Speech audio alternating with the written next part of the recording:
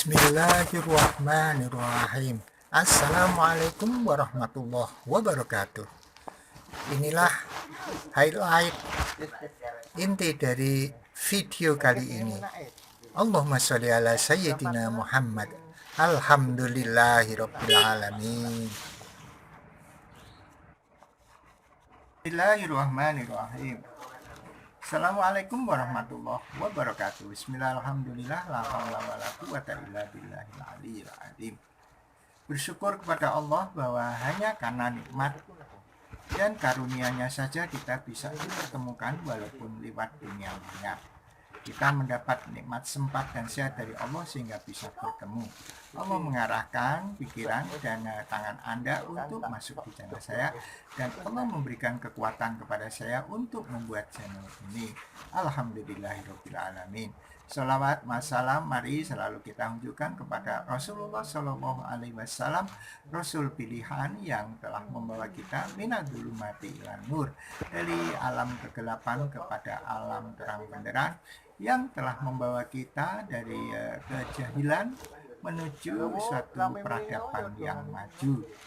Mari kita ucapkan Allahumma sholli ala sayyidina Muhammad wa ala ali sayyidina Muhammad.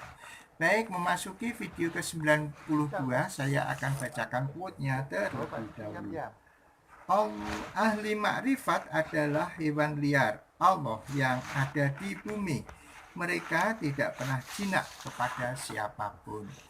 Memang ahli makrifat ini biasanya menyendiri, ya, dia tertutup.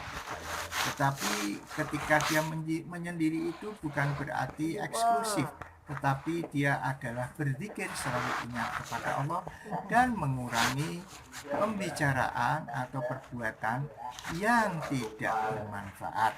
Semoga kita masuk ahli ma'rifatullah yang dilindungi oleh Allah dan diberikan rahmat serta hidayah dari Allah Subhanahu wa Ta'ala. Baik, kita masuki video yang ke-92. Judulnya adalah cara membawa rokok agar aman dan bisa lolos pemeriksaan. Jadi kenapa ini saya unggah? Biasanya ada yang ahli hisab. Ahli hisab itu tukang rokok. Di sana harganya bisa berlipat-lipat, ya. Mungkin 4 kali, 5 kali. Maka membawa dari sini, dari tanah air, untuk bisa dikonsumsi di sana. Karena kalau membeli, jelas budget yang kita keluarkan akan menjadi lebih banyak. Tetapi ada pula yang dititipi oleh ustadz ataupun kiai untuk disampaikan sebagai hadiah di tanah haram, ya. Maka Anda jangan kemudian berpikir yang negatif ataupun kemudian menggerutu. Anggaplah itu suatu lahan amal, ya. Masalahnya bagaimana cara membawanya.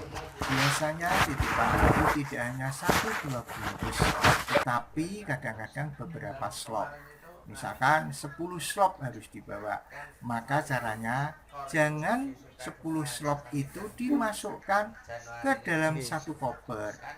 Walaupun sudah dibungkus dengan aluminium foil, dilapisi dengan kain ihram, dimasukkan lagi ke dalam tas kresek, masih bisa dibaca oleh scanner. Caranya bagaimana?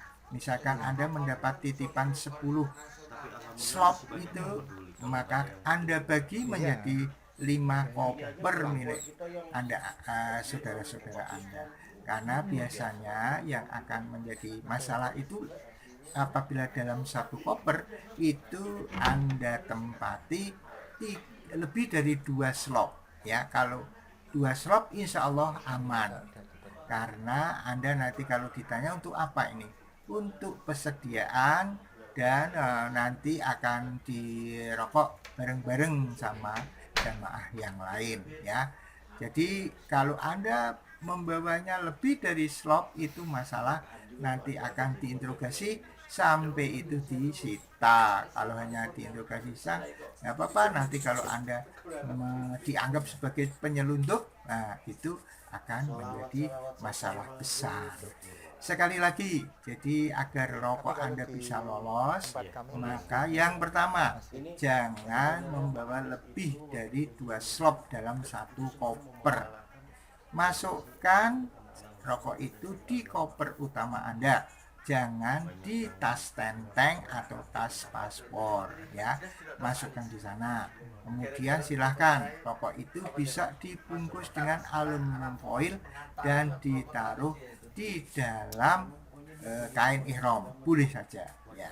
Saya kira itu. Jadi sekali lagi, tujuan saya mengunggah video ini adalah biasanya ada yang dititipi rokok oleh kiai, oleh teman, oleh ustadz. Tidak perlu khawatir, tidak perlu suudzon atau terjadi pertengkaran.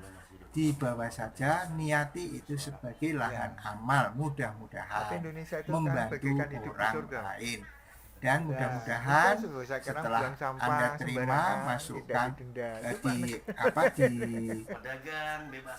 dibungkus dulu atau dirapikan ya dengan aluminium foil atau yang lain, kemudian ditaruh di bawah kain ihram ya, digulung begitu ya. Dan insya Allah kalau hanya 2 slop itu tidak ada masalah. Seandainya ada yang mempermasalahkan, jawab saja bahwa itu dipakai sendiri karena Anda perokok dan untuk jamaah lain bareng-bareng rokok. Saya kira itu.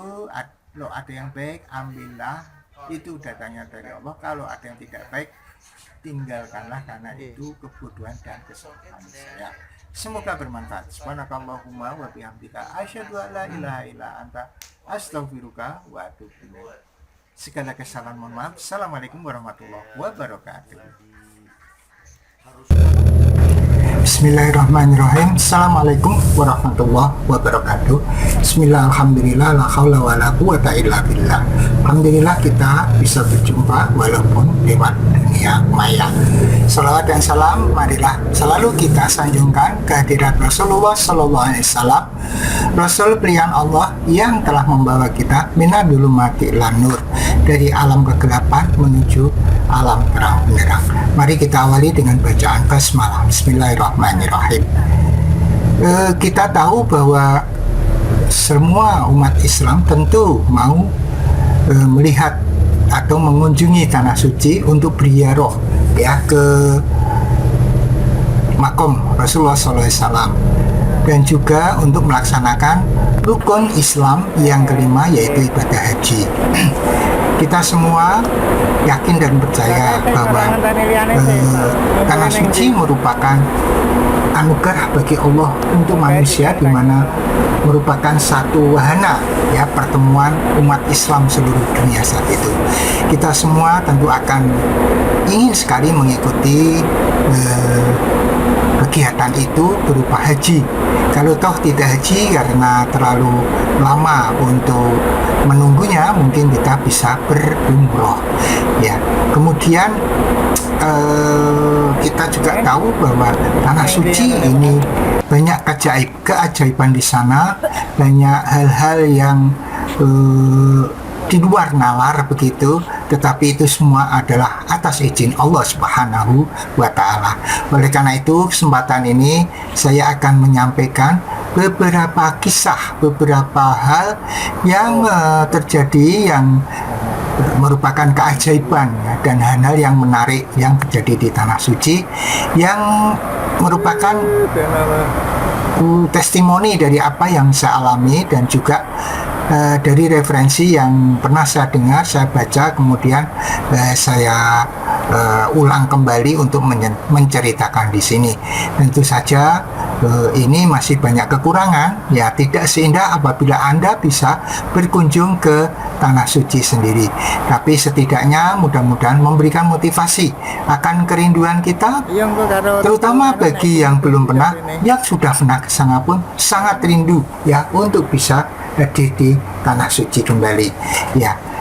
Yang saya hormati para pirsawan semuanya, jadi tujuan saya untuk mengunggah ini adalah untuk membunuh lupa, biar waktu yang ada pada diri saya setelah pensiun ini masih memiliki manfaat bagi orang lain, sehingga saya membuat konten ini. Kemudian saya juga ingin memiliki satu jejak digital yang mudah-mudahan nanti setelah saya meninggal bisa diputar kembali dan bisa bermanfaat bagi orang lain. Yang ketiga, saya bertujuan untuk meningkatkan keimanan untuk saudara-saudara semua, juga untuk diri saya sepanjang masih hidup ini. Mudah-mudahan iman kita tetap meningkat ya, sebagaimana Allah berfirman, a'udzubillahi minasyaitonirrajim, bismillahirrahmanirrahim, ya ayyuhalladzina amanu taqullaha haqqa tuqatih wa la tamutunna illa wa antum muslimun. Ya ayyuhalladzina amanu, wahai orang-orang yang beriman, ittaqillah, mari kita tingkatkan ketakwaan kita kepada Allah. Wala tamutunna illa wa antum muslimun. Jangan sampai kita meninggal selain memeluk agama Islam. Kita pertahankan keimanan kita, kita pertahankan keislaman kita, tidak hanya untuk diri kita, sampai anak cucu kita. Kemudian saya pesankan kepada anak cucu saya, kepada saudara-saudara sekalian, tegakkan sholat, tegakkan sholat, tegakkan sholat, sebagaimana Rasulullah berfirman, sabda Rasulullah Sallallahu Alaihi Wasallam, as-sholatu imaduddin, faman aqomaha faqad aqomatin, wa man tarakaha faqad hadamatin. Sholat itu tiang agama, siapa yang menegakkan agama dia menegakkan sholat, atau ya menegakkan sholat maka dia menegakkan agama. Jadi barang siapa yang meninggalkan sholat maka dia adalah merobohkan agama. Kemudian disclaimernya, bahwa unggahan ini, di dalam unggahan ini mungkin ada kesamaan ide, kesamaan pandang, kesamaan pendapat, kesamaan nama, kesamaan tempat, mungkin itu adalah kebetulan. Dan manakala itu mengganggu Anda, saya mohon maaf sebesar-besarnya. Kemudian saya tegaskan bahwa saya bukanlah seorang kiai, bukan seorang ahli agama. Saya manusia biasa yang masih harus belajar. Maka kalau terdapat kesalahan, saya mohon maaf sebesar-besarnya. Yang ketiga, mungkin judul dan caption di thumbnail video ini atau keterangan di description mungkin berbeda dengan apa yang ada di sini. Saya mohon maaf sebesar-besarnya. Yang keempat, bahwa unggahan ini saya khususkan untuk anak cucu saya, keturunan saya, keluarga saya. Tetapi manakala Anda yang di luar keluarga saya mau mengikuti dan mau selalu menyimak channel ini, video ini, saya ucapkan terima kasih. Mudah-mudahan bermanfaat bagi Anda dan sekeluarga. Yang kelima, bahwa unggahan ini sifatnya itu masih subjektif, masih banyak kekurangan. Oleh karena itu perlu disempurnakan. Bila ada yang lebih, pakailah, itu datangnya dari Allah. Tetapi bila ada yang kurang, itu adalah dari kebodohan saya, maka maafkanlah. Maka sebelum saya tutup, saya doakan mudah-mudahan kita semua diberikan keberkahan, diberikan kesehatan, diberikan perlindungan dari Allah Subhanahu wa Ta'ala. Dan di samping unggahan ini, saya juga memiliki video-video yang lain yang bisa Anda simak setelah ataupun di video ini, yang bisa Anda tonton setelah ini. Mudah-mudahan bermanfaat. Assalamualaikum warahmatullahi wabarakatuh. Muhammad, Allahumma sholli ala Sayyidina Muhammad.